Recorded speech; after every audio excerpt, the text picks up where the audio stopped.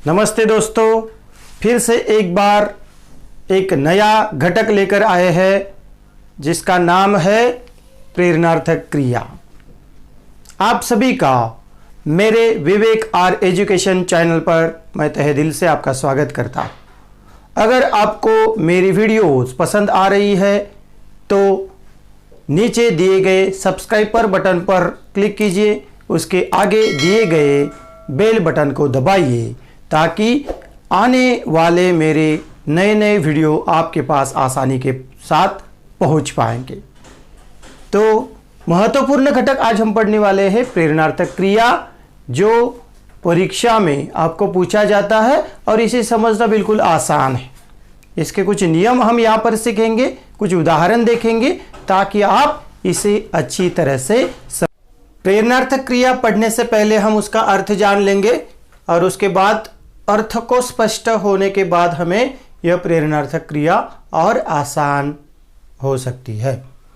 देखिए, प्रेरणार्थक क्रिया का अर्थ है जिस क्रिया से यह मालूम होता कि कर्ता स्वयं काम न करके दूसरे से काम करवाता है, उसे प्रेरणार्थक क्रिया कहते हैं।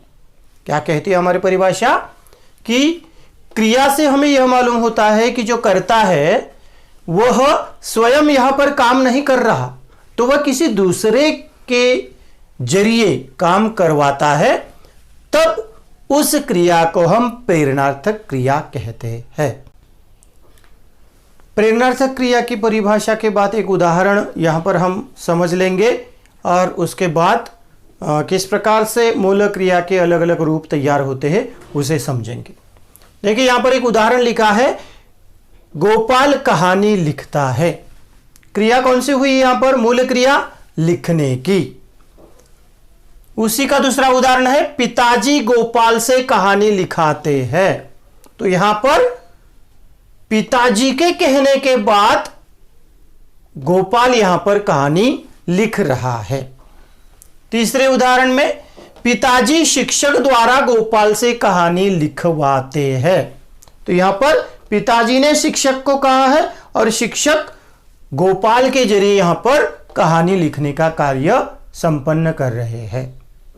तो यहां पर हमने देखा यह तीनों वाक्य जो है वह एक दूसरे से मिले हुए हैं, लेकिन जो लिखने की क्रिया है उसके रूप बदलते जा रहे हैं। जैसे कि मूल क्रिया यहां पर है लिखना, उसके बाद उसका प्रथम प्रेरणार्थक रूप हुआ लिखाना और द्वितीय प्रेरणार्थक रूप हुआ लिखवाना। इसके कुछ अलग अलग प्रकार के नियम हैं, उन नियमों को हम आगे समझ लेंगे। तो चलिए नियमों की तरफ बढ़ते हैं। प्रेरणार्थक क्रिया की परिभाषा हमने यहां पर देखी, उदाहरण देखा। अब हम प्रेरणार्थक क्रिया बनाने के कुछ नियम देखते हैं। पहला हमारा नियम है, मूल क्रिया को आ जोड़ने से प्रथम प्रेरणार्थक रूप और वा जोड़ने से द्वितीय प्रेरणार्थक रूप बनाए जाते हैं। कुछ उदाहरण यहां पर लिखा है। यहां पर मूल क्रिया है, उसका प्रथम प्रेरणार्थक रूप और द्वितीय प्रेरणार्थक रूप आ और वा जोड़ने से किस प्रकार तैयार हुआ है उसे हम यहां पर देखेंगे।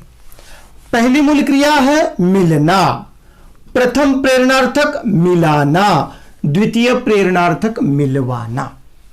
तो यहां पर मिलना इस मूल क्रिया का प्रथम प्रेरणार्थक रूप बनाते वक्त आ जोड़ा गया है, यानी मिल को यहां पर आ मिलाना, यह क्रिया तैयार हुई।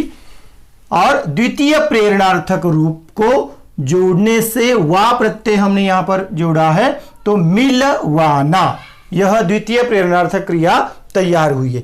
उसी प्रकार कुछ और उदाहरण यहां पर है, जिस प्रकार लिखना, लिखाना, लिखवाना, जलना, जलाना, जलवाना, गिरना, गिराना, गिरवाना।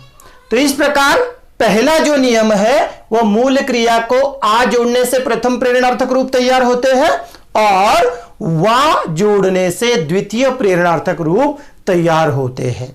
तो पहला नियम यहां पर हमने देखा। अब चलते हैं दूसरी नियम की ओर। दूसरा नियम है, दो अक्षरों की धातु में ए अथवा ओ को छोड़कर आदि का दीर्घ स्वर ह्रस्व हो जाता है।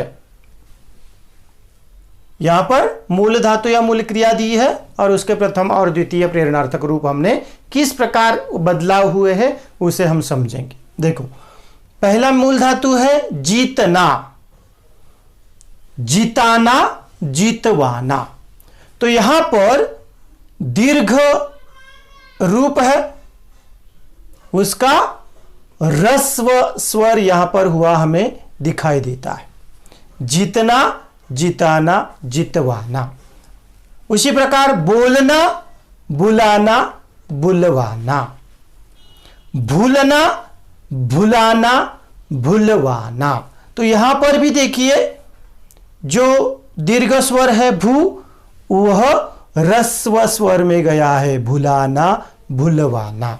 उसी प्रकार सीखना, सिखाना, सिखवाना। तो यहां पर भी जो दीर्घ स्वर है सी, उसका ह्रस्व में रूपांतर हुआ है सिखाना, सिखवाना। तो इस प्रकार से दो अक्षरों की धातु में ए अथवा ओ को छोड़कर दीर्घ स्वर के ह्रस्व स्वर यहां पर बनते हुए हमें दिखाई देते हैं। प्रेरणार्थक क्रिया बनाने का तीसरा नियम फलक पर लिखा हुआ है। एक अक्षर वाली धातु के अंत में ला और लवा लगाकर दीर्घ ह्रस्व कर देने से प्रथम द्वितीय प्रेरणार्थक रूप बनते हैं। प्रेरणार्थक क्रिया का अगला नियम है, एक अक्षर वाली धातु के अंत में ला और लवा लगाकर दीर्घ स्वर ह्रस्व कर देने से प्रथम तथा द्वितीय प्रेरणार्थक रूप बनते हैं। यहां पर मूल क्रिया दी है, उसके प्रथम और द्वितीय प्रेरणार्थक रूप किस प्रकार से बदलते हैं उसे हम समझेंगे। पहला मूल धातु मूल क्रिया है पीना, यहां पर प्रथम प्रेरणार्थक रूप बना है पिलाना, द्वितीय प्रेरणार्थक रूप बना है पिलवाना। तो पहले ही इसमें हमने ला और लवा, है ना, पीना, पीलाना, ना प्रत्यय को यहां पर दिया है और जो दीर्घ पी था वह यहां पर ह्रस्व पी बना हुआ आपको दिखाई देगा। यहां द्वितीय प्रेरणार्थक रूप बनाते वक्त भी हमने लवा यह प्रत्यय यहां पर लिया है और पीलवाना यह द्वितीय प्रेरणार्थक रूप तैयार हुआ है। उसी प्रकार सुखना, सुखाना, सुखवाना, छोड़ना, छुड़ाना, छुड़वाना, खेलना, खिलाना, खिलवाना। तो यहां पर दीर्घ स्वर को ह्रस्व कर देने से प्रथम और द्वितीय प्रेरणार्थक रूप तैयार हुए हमें दिखाई देते हैं। प्रेरणार्थक क्रिया बनाने का अगला नियम है, कुछ धातुओं के प्रथम प्रेरणार्थक रूप ला अथवा आ लगाने से परंतु द्वितीय प्रेरणार्थक रूप वा लगाने से बनते हैं। उदाहरणार्थ मूल क्रिया है दिखना, दिखाना, दिखवाना, कहना, कहाना, कहलवाना, सीखना, सिखाना, सिखवाना, बैठना, बिठाना, बैठवाना। तो यहां पर ला या आ लगने से यहां पर प्रथम प्रेरणार्थक रूप तैयार हुए हैं और वा प्रत्यय लगाने से द्वितीय प्रेरणार्थक रूप तैयार हुए हैं। तो यह थे कुछ प्रेरणार्थक क्रिया बनाने के कुछ नियम, और उन नियमों को अगर हम अच्छी तरह से समझ ले तो हम प्रेरणार्थक क्रिया को अच्छी तरह से समझ सकते हैं। इस प्रकार कुछ ऐसे भी मूल रूप है जिसकी प्रेरणार्थक रूप तैयार नहीं होते, जैसे कि होना, खाना, आना, इस प्रकार के कुछ रूप है जिससे प्रेरणार्थक क्रिया नहीं बनाई जा सकती। तो यह था महत्वपूर्ण टॉपिक, जो प्रेरणार्थक क्रिया बनाने के नियमों के साथ साथ हमने कुछ उदाहरण भी यहां पर देखे कि जो आपको यहां पर अच्छी तरह से समझ में आए होंगे। तो इस प्रकार के नए नए वीडियो लेकर मैं और आऊँगा। तो मेरी वीडियो अगर आपको पसंद है तो लाइक कीजिए, शेयर कीजिए, सब्सक्राइब कीजिए। उसके साथ साथ और एक हमारा चैनल है जिसका नाम है विवेक टेक, जिसमें टेक्निकल बातें बताई जाती है, सिखाई जाती है। अगर आपको देखना है तो नीचे मैं लिंक दूंगा डिस्क्रिप्शन में, उसे तुम जरूर देखना।